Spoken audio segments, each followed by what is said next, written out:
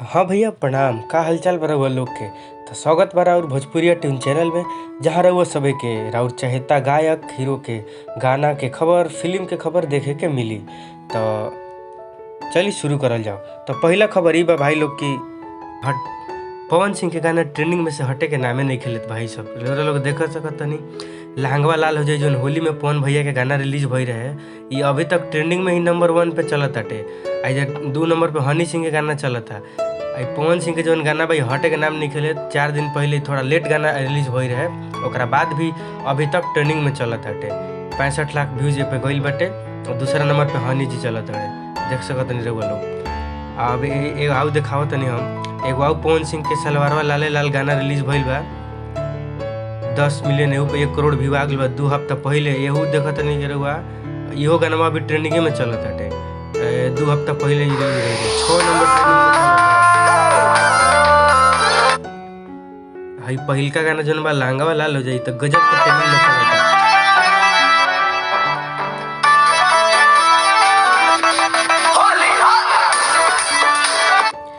पवन भैया के ऐसा एक्शन कमाल धमाल बा ई गाना में कि कहीं मत। गाना भी बहुत बढ़िया बाटे। ऐसे हनियो सिंह के पवन भैया पीछे छोड़ले बाड़े को दिन से, देख सकत हैं रउआ। चलिए अब थोड़ा खेसारियो भैया के कुछ बात कर लिहल जाओ। खेसारी भैया के एगो गाना ट्रेंडिंग में चल आइल बाटे, चांदी के कटोरे रिलीज भइल बा ग्लोबल म्यूजिक जंक्शन से।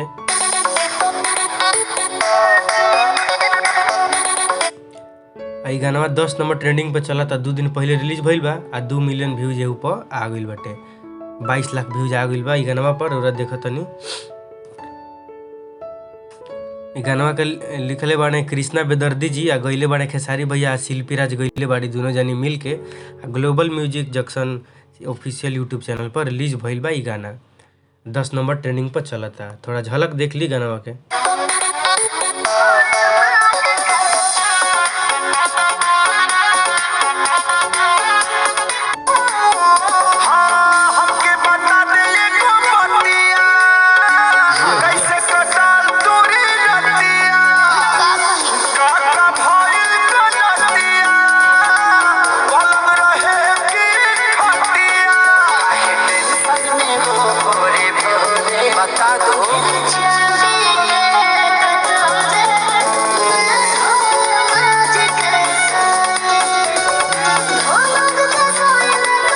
जाए भैया लोग गाना सुनी खेसारी भैया के ढेर सारा प्यार आशीर्वाद दी ही।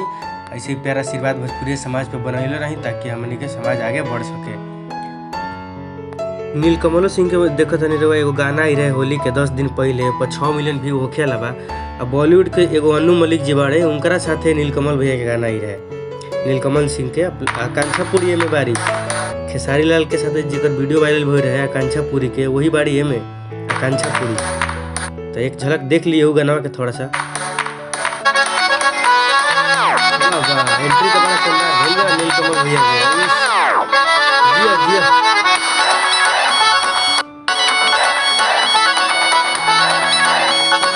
भाई देखो अनु मलिक का कांचा पूरी नीलकमल सिंह। घर से आई मैंने देसी भांग चढ़ाई,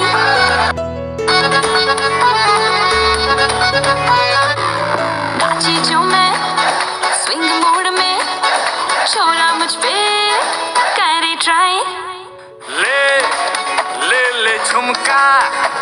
तो भैया ई जौन गाना बा 17 नंबर ट्रेंडिंग पर चला था। नीलकमल सिंह के एहू काफ़ी बढ़िया गावेले, काफ़ी शानदार इनको आवाज़ बा। आकांक्षा पुरी साथ में बारी ई गाना में हीरोइन। 6 मिलियन व्यू हो गइल बाटे। ई गाना के लिखले के बा जरा देख लेवल जाओ। ई गाना लिखले बाटे कुमार जी, खाली ऐसे ही नाम बाटे बस। लिरिक्स में खाली कुमार जी लिखल बा। टी सीरीज पे गाना रिलीज भइल बा। तो चलिए बढ़ल जाओ दोसर न्यूज़ के तरफ। भैया तो होली के गाना बड़ा लेट डलले रहन 1 दिन पहले, लेकिन चैत शुरू होके से पहले ही देखा तनी कि सबसे पहला गाना पवन भैया का रिलीज हो गइल बा। 1 मिलियन व्यू लगभग में होखे वाला बा। 1 दिन पहले रिलीज कर गइल बा सुर म्यूजिक कंपनी से। थोड़ा सा झलक एकर देखी, ओकरा बाद एकरा में थोड़ा सा बात कइल जाओ। पिया धुन में बाजेला जिया कंगनवा, जिया जिया शेर जिया, ओ रामा कितना मधुर आवाज बा। चैत महीनवा, जिया रे जिया।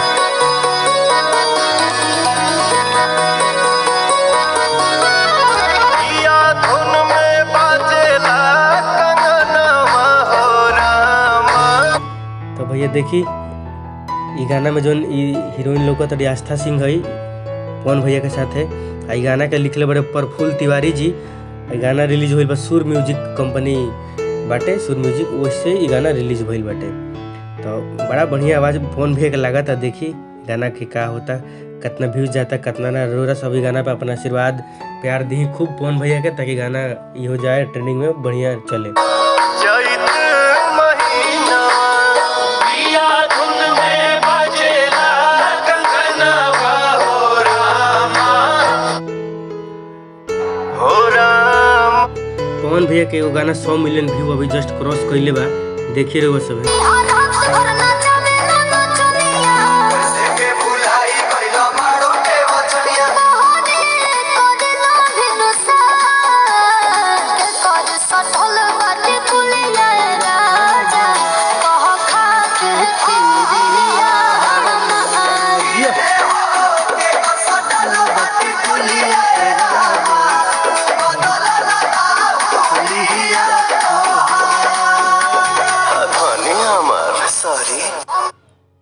तो भैया पवन सिंह भैया का गाना जौन बा टिकुलिया राजा वाला 100 मिलियन क्रॉस कर गई। एकरे खातिर पवन भैया इंस्टाग्राम पे एगो वीडियो डालले हैं ई गाना में साथ में, और लिखले बड़ा ई गाना पर इतना प्यार देवे खातिर धन्यवाद। 100 मिलियन व्यूज कंप्लीट कर गई दोस्त, समझ तनी रउरा सबे बहुत बड़ा नंबर होला 100 मिलियन। ओकरे खातिर पवन भैया आशीर्वाद देले हैं अपन जनता के, ई सब में पीछे ना रहले पवन भैया। तो भाई लोग बहुत तगड़ा खबर भाई, नीलकमल सिंह और सनी लियोन के काल एगो गाना होता जेकर नाम है लड़की दीवानी, और ये गाना टी सीरीज पर रिलीज होता। देखी रहो सब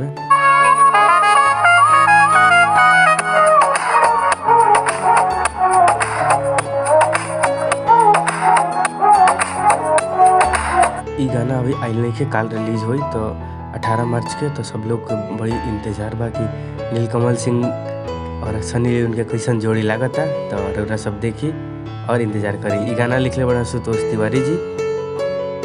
तो देखी कैसन लागता, कल इंतजार कल जाओ। भैया खेसारियो भैया के तनी कुछ बात कह लियल जाओ। सरसों के तेलवा एगो खेसारी भैया के आकांक्षा पूरी जोरे काल गाना 6:30 बजे रिलीज होता। इस आर के म्यूजिक पर 6:30 बजे सुबह में यूट्यूब पर रिलीज हुई। तो केकरा इंतजार रही कल 6:30 बजे सब लोग भैया ये गाना सुने हम लोग। खेसारी भैया के गाना के भर भर के प्यार दी सब है। और अभी देखिए खेसारी भैया अपन दर्शक के ये मतलब आशीर्वाद लेवल चाहते रहे, सब टीम के धन्यवाद करल चाहते रहे, दर्शक के धन्यवाद देवल चाहते रहे। तो लाइव के वीडियो में का कहले खेसारी भैया सब लोग सुनी थोड़ा सा।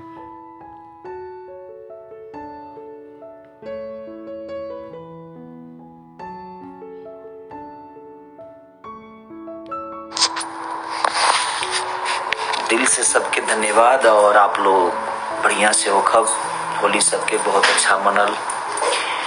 और आपके नहीं हम लखनऊ से पूरा रात शूटिंग कर ला, तो सोच रही है कि सबके धन्यवाद दीदी। काल वक्त ना मिल पावल, 3-4 बजे सुबह ले आदमी जागल रहे, फिर 7 बजे उठ के चल गए नहीं हम शूटिंग करे। सवेरे 5-6 बजे तक ले शूटिंग कैले आदमी, उसके बाद फिर एयरपोर्ट पहुँचल। सोचनी है कि सबके धन्यवाद दीदी। जहाँ जहाँ भी हमारे लोग के कटले बवे, जितना भी हमारे भाई हमारा खातिर मेहनत कैले बड़े, सबके दिल से धन्यवाद। और जे भी हमारा खातिर वर्क कैले बा और प्यार लुटौले बा, भर भर के प्यार दिले बा। गरीब दुखिया की साड़ी से लेकर बहुत जगह पे हमारे एक मौर्या जी भाई। तो हमारा आशा बा कि रउरा ये सब खबर पसंद आइल हुई। अपन चहेता गायक हीरो के नाम कमेंट में करके जरूर बताइए। मिलते हैं ऐसे नेक्स्ट वीडियो में।